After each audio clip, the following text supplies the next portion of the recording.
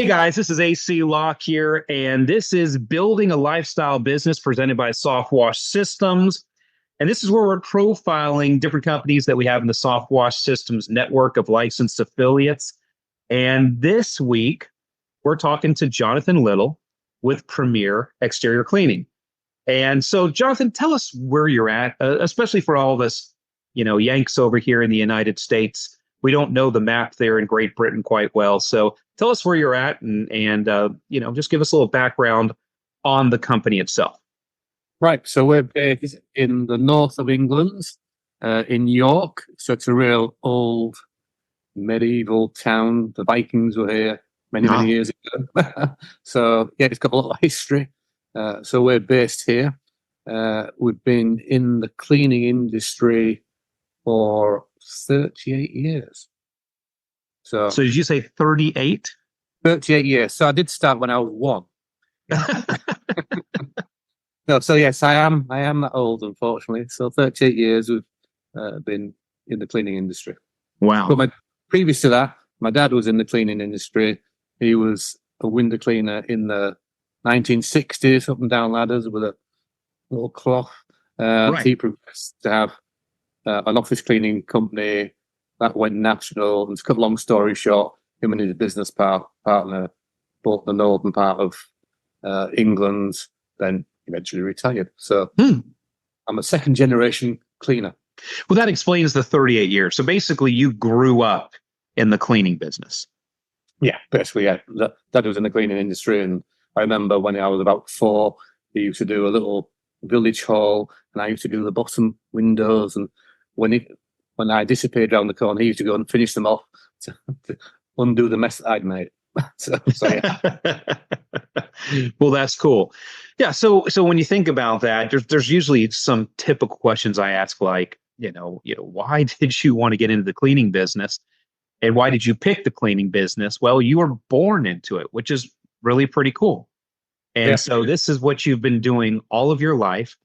And so when you think about it, it's a unique question for you, because I normally ask people right here, why did you want to become an entrepreneur? And so I'm going to rephrase it a little bit. Your dad was already an entrepreneur. He was in the cleaning business. You grew up in it.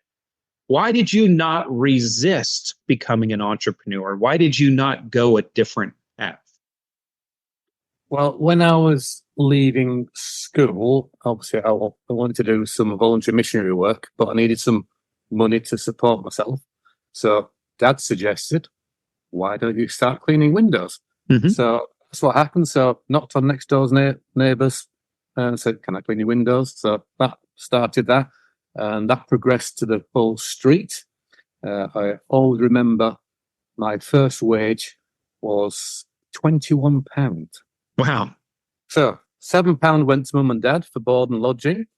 £7 I bought an album, and I had £7 whole left to go and put in the bank.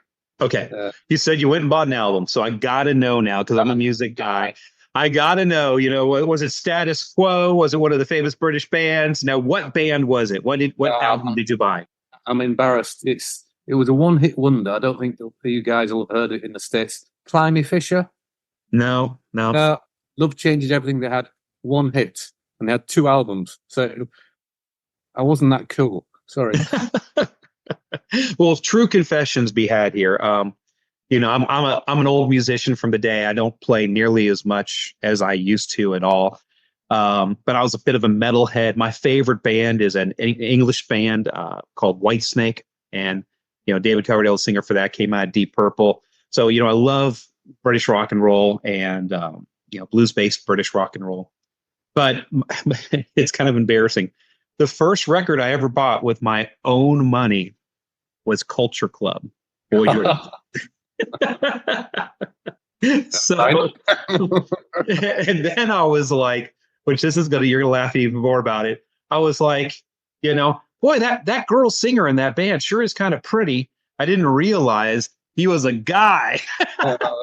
And one of my friends pointed it out to me, and I was like, oh my goodness gracious. And but it was funny. And then I got into Iron Maiden and Judas Priest and all the good stuff. So Slightly different. Slightly different. Yes. Yes. I repented and moved on from Culture Club. But I look back on their music now and they're very, very talented. And holy smokes, the whole kind of reggae sound they had was very, very cool. And they did well here in the States.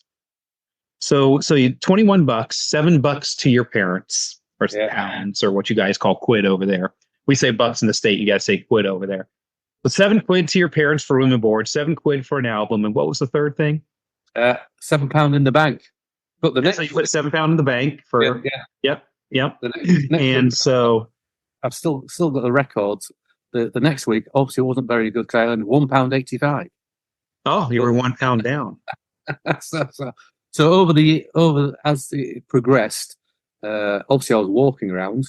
I progressed to a bike, so I put the ladder on the bike because the customers were getting a bit further. Then that went to a little van. We got a little van, and that was back in the days when it was hard work up and down ladders. Yeah, a lot has changed in the window cleaning industry, that's for sure. Have you guys adopted all of the water-fed poles and the pure water and moved on to that now, other than just using mop and squeegee? Yeah. Well, 97, we invested in the reach and wash, Ionex reach and wash system, and we were one of the first in our areas to have that. And it was having to educate clients that why are you leaving my windows wet. So it was a learning curve, and the time I could only afford the system and one pole, which was a 30-foot pole, and they were like tree trunks back in the day. Yes, they were. and very heavy. They didn't have all the carbon fiber and all the space age polymers and everything like they do now. So the first day, I felt like Popeye. My arms were burning. Oh my goodness! Overnight, but here we are. Yeah, for sure. Still cleaning the windows. Oh, yeah. So for you, this isn't something you discovered real recently. This has been you watched your dad have his business, and you watched the victories he had and the defeats he had, the decisions that he made, positive or negative, and then you went into the business and started doing this and growing your business. And so, is there at any time that you left this business, or has it been a constant 38 years that you've been in this business? No, we've diversified as well, because initially up and down ladders out and having to battle with the weather before the reach and wash, we started doing some office cleaning. And that started off with one office we used to do once a week for an hour, and that grew until we had about 35 staff. But then my wife was having a second child, and it was all getting a little bit too much with staff. Unfortunately, staff in the cleaners don't really have much loyalty, perhaps don't turn in, you're getting phone calls. And as the business grew, we weren't taught about systems or business, how to run a business. We were basically winging it.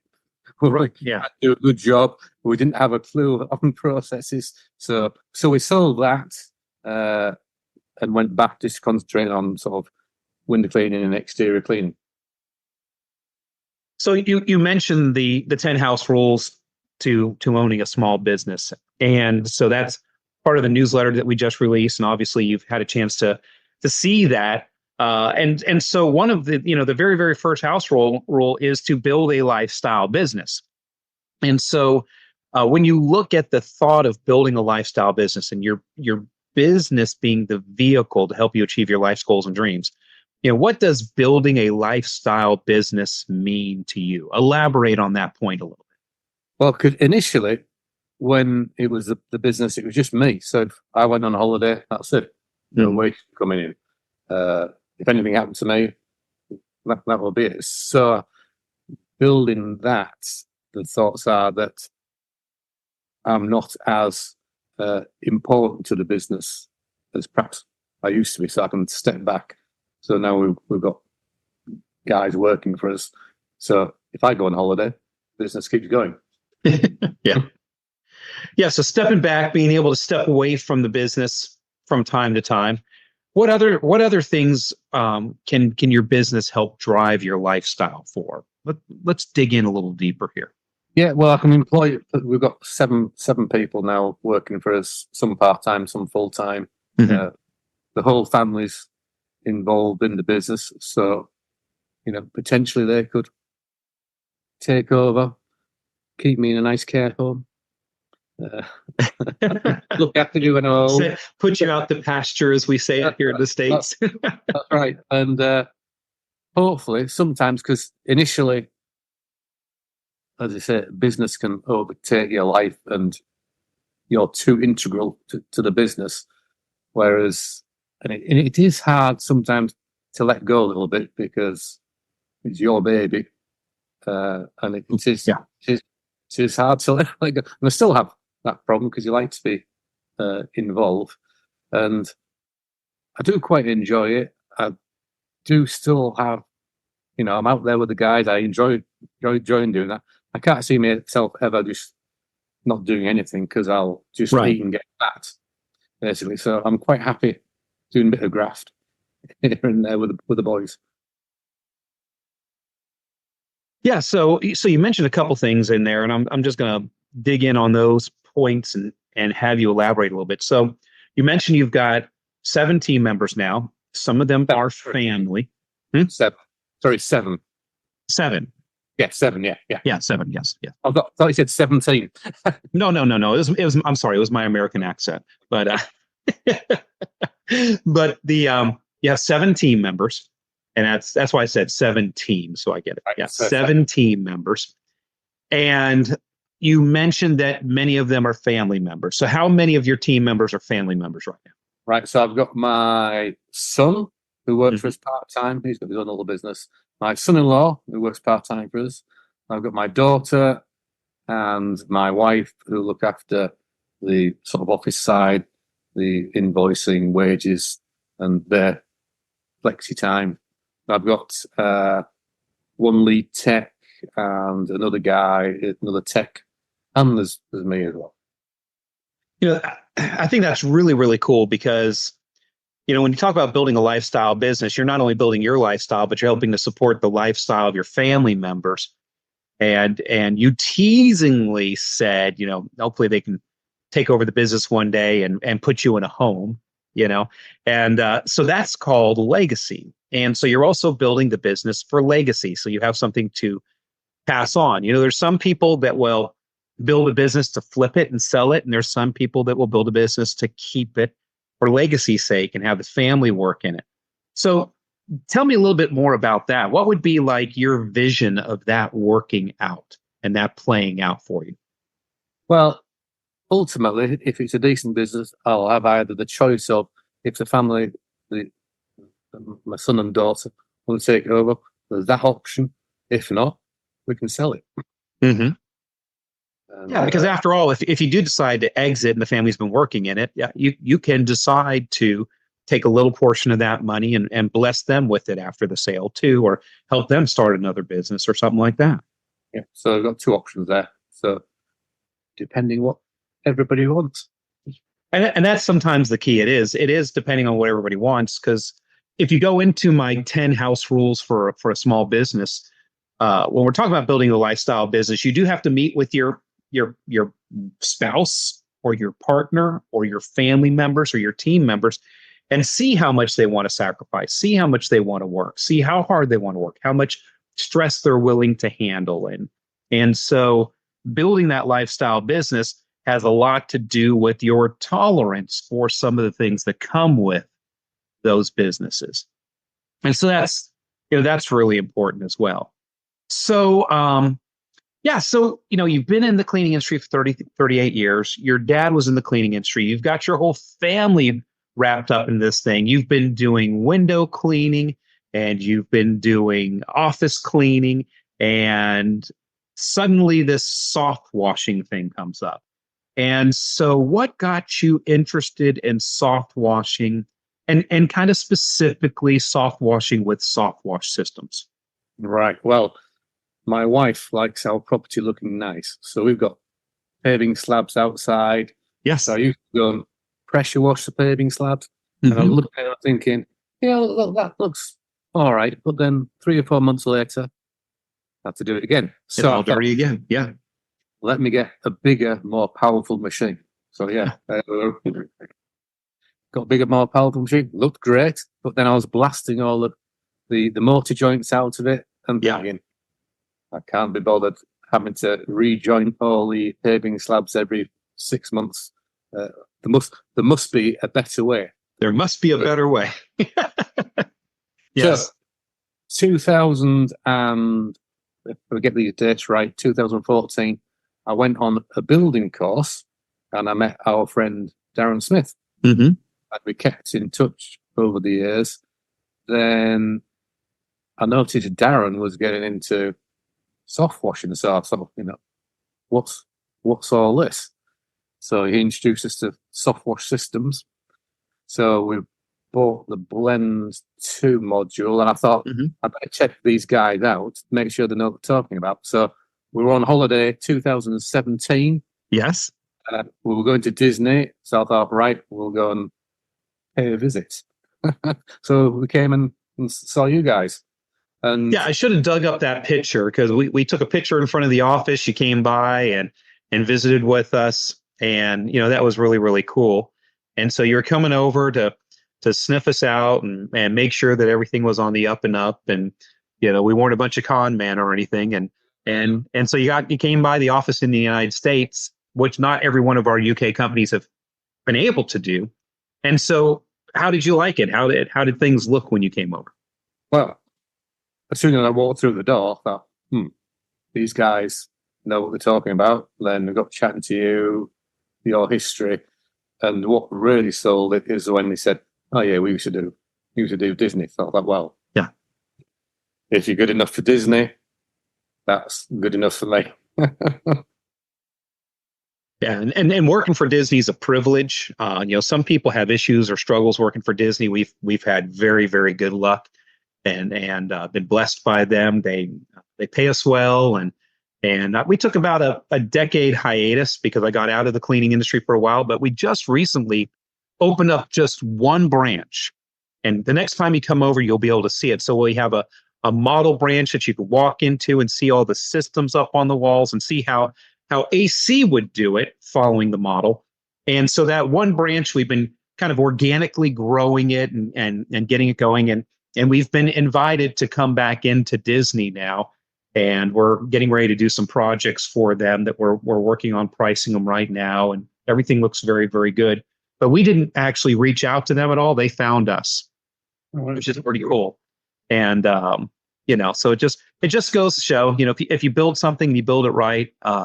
It's like a moth attracted to light. Customers will find you. Yeah, good. So yeah, and when you saw the systems and the training, thought, well, that's great.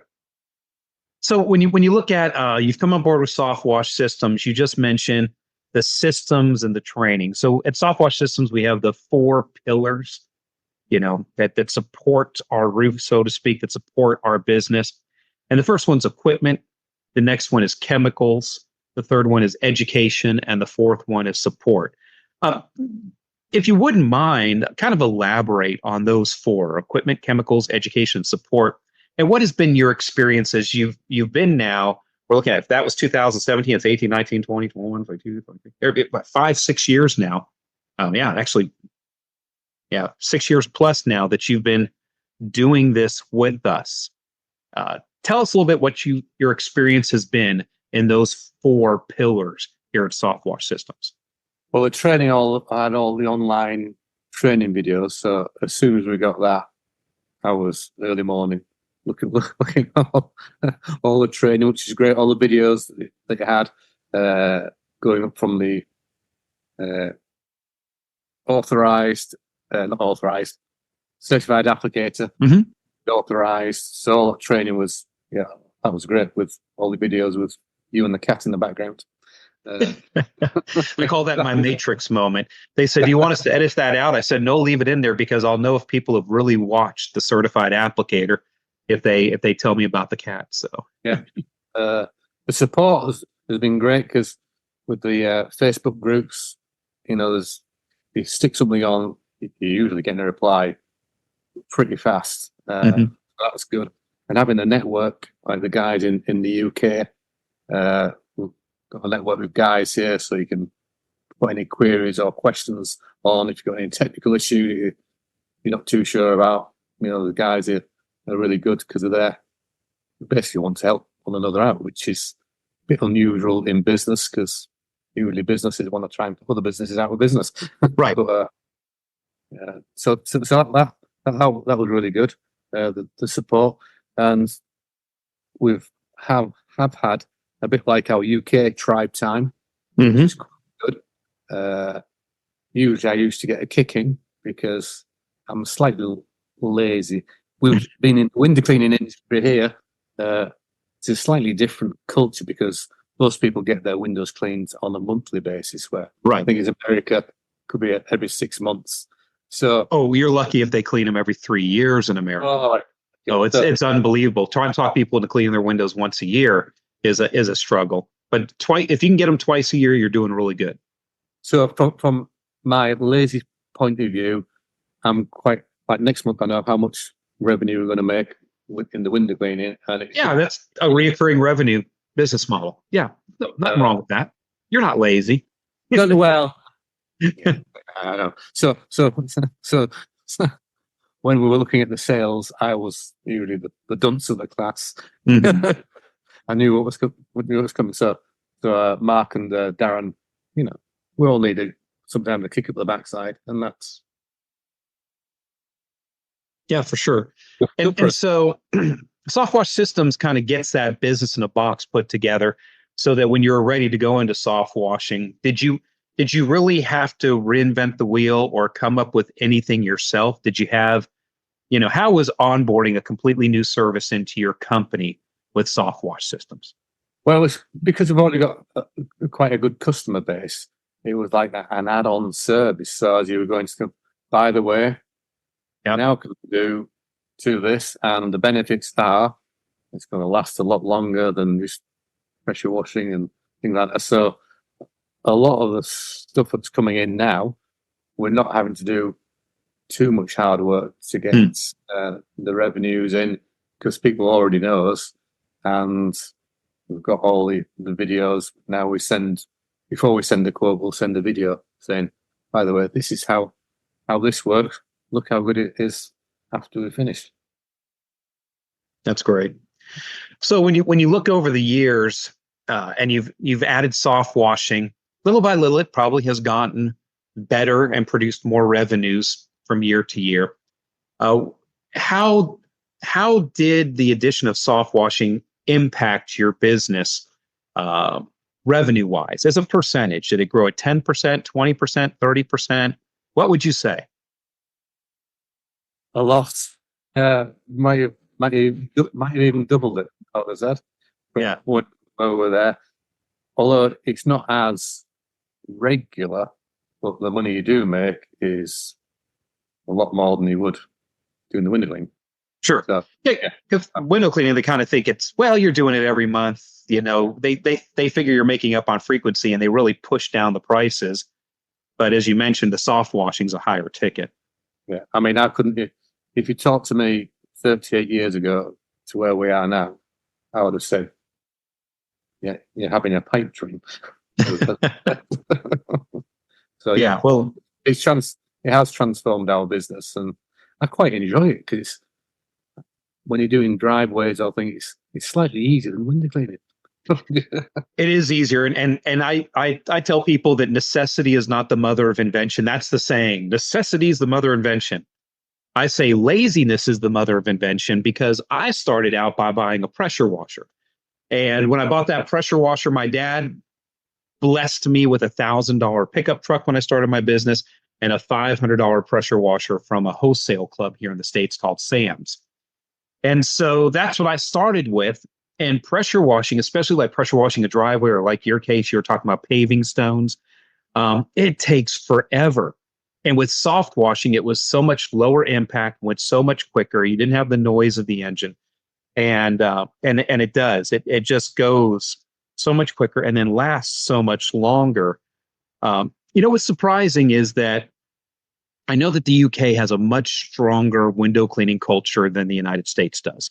That's obvious. I've been to many countries around the world, and it's interesting how each country is. But the United Kingdom, I think more than anywhere, has this really strong monthly window cleaning culture. In the United States, what we've seen is if somebody has a window cleaning heritage and they start soft washing, usually within 2 to 3 years, they completely close their window cleaning division and just completely convert over the soft washing. But you have not done that. You've stayed a window cleaner. You saw that window cleaning heritage. You still have window cleaning customers, and this thing has come in and dovetailed nicely. And so, have you seen your window cleaning company grow alongside your soft washing company, and it's just kind of reinforced that you can clean the entire outside of a home, getting better customers? Yeah, absolutely. We're a one-stop cleaning shop now, so we can do. You said to customers, well, we can do everything. Which one would you like? Yeah, no, for sure. All right, cool. So, so your business is growing. You said the soft washing, virtually doubled your business. You've been in this 38 years. You're probably wanting to, at least slow down and smell the roses and do a little traveling and stuff like that. You already said it's going to be difficult for you to just stop working. You're always going to want to piddle and do something out there because you enjoy doing it. What does the next 5 years look like? What does the next 8 years look like? Where are you going with this business? And how is your business, your soft washing business, going to help you get to these goals that you have? Well, my wife would like me to retire early, but I think it's harder work staying at home. Yeah. Plus, I will be putting on lots of weight if I stop working completely. I'm going through my fat Elvis period at the minute. So, probably 5 years I need to be, because I am 55 now, unfortunately. So 55 is not old. I'm 54. So, oh, well, there you go. There you go. You're still a young guy. Oh, thank you very much. So, yeah, I know. Obviously, physically, I'm going to be slowing down. So, we need to put things in place for the business to continue and me to take more of a back seat. So that's what we're looking at. So once you take a little bit more of a back seat, do you got any travel plans on the horizons? Anywhere that you have, desire to go and spend time? I know before we got on the call here and we started recording this podcast, you mentioned that you just went on a skiing trip with your son over to the French Alps area, just outside Geneva, Switzerland. And that was a trip that you were planning before COVID, and COVID kind of messed that up. What other trips do you have? Because we're talking about a lifestyle business. This business is going to help you do some cool stuff when you do finally decide to take a back seat and retire a little bit. What are some of those things on the horizon, or what are those dreams that you have? Ooh, I don't think I'll be retiring. Have you seen my wife's bucket list? So tell me about your wife's bucket list. Yeah, well, how long have you got? So in a little while, we're going to Mexico for a couple of weeks. So taking the family there. My wife would like to go to Prague, Budapest, some of the old Eastern Europe, yeah. Australia has been. We've got friends out there, but that's going to be a long, 3-week trip. So yeah, there's plenty of travel plans we'd like to have, but obviously having a business can help support your travel plans. No, it absolutely can. And so you're probably just a screaming entrepreneur like me, but do you actually have any hobbies, anything that you enjoy doing outside of your business? Yeah, play the guitar. I used to play the very, very similar. Yeah. Yeah. Play the guitar. Unfortunately, I trapped this finger in a hose reel and I've lost a little bit of feeling, which is real annoying for the plectrum. Yeah. Bit of nerve damage there.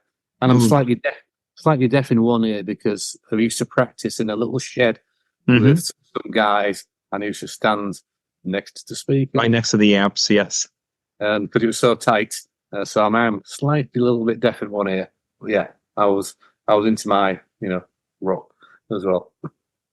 Well, it's funny as we get older, we can still get in a band and stuff like that, but it's, not always in the cards for us to have a band and go out and gig and stuff like that. It's fun to do it every now and then. But it's nice to collect guitars. So, I'm a Gibson guy. I like Gibsons. What kind of guitars do you like? I've got 2 Fender Strats. Mm-hmm. I've got a 12-string, a classical, and I've got another one that a friend of mine made for us. So they're all dotted around the house. So the little one that your friend made for you, is it kind of like you when Brian May from Queen made his own guitar? Or? It's similar. It's still a Strat because my guitar hero was Hank Marvin from the Shadows. Yeah. Years ago, Mum and Dad took me to a concert when I was 9, and I sat there thinking, wow, I want to play the guitar. Yeah. So it all started from there. Very, very cool. Yeah. So, yep, I'm a Flying V person. I like Gibson Flying Vs, and of course, like Gibson acoustics, and I've got a couple different of those. And yeah, it's nice to kind of they're more artwork anymore. I did this week. Of course, who Ozzy Osbourne is, from Black Sabbath. Black Sabbath is, of course, another English band, and so they're well known. They're in England. And so Ozzy, when he broke free from Sabbath or got kicked out or fired or whatever happened, he started his own gig and hired a guy named Randy Rhoads to be his guitarist. And so I hadn't touched a guitar for 2 years, but I packed up Tuesday of this week my acoustic guitar in its case, threw it in the back of my antique pickup truck, Bluebell. And after work, I drove out to Leesburg, Florida, about an hour away from our office to go visit the crash site where Randy Rhoads was killed, and back in 1982.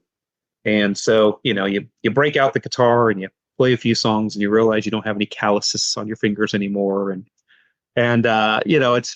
it's just kind of cool. But yeah, I've got a room upstairs that is just guitars all the way around the room. And so it's artwork. They don't get a lot of playing anymore. Well, that's cool. So just, it's been really great talking to you. What I've realized over the years is, we now have SoftWash Systems license affiliates in the United States. We've got one starting up in Guam. We've got one down in Costa Rica. We've got a few up in Canada. We have about 15 or so in the UK. We've got about 20 in the Netherlands and Belgium. Chechnya, which is the old Chechnya. They're in Eastern Europe. We're adding one here next month or in a couple months, as soon as the system gets across the ocean and Richard gets them trained. And in the Azores Islands, we've got somebody starting up that Richard has got going there. And so we're back up to 9 countries, 150 plus licensed affiliates around the country. And I think it's awesome that we started this podcast in the UK with you, Jonathan, and your company, Premier. It's very, very cool. Thank you. Thanks for choosing us and having us. Yes, absolutely. Well, thank you so much for being on. And hey, guys, thank you for listening. Check out our podcast on YouTube and any of the other podcast channels. Go ahead and like us and share us, and go ahead and subscribe so that you can get access to these weekly podcasts that we do, profiling people that are with SoftWash Systems building their lifestyle businesses. This is AC Lockyer. Go forth and prosper.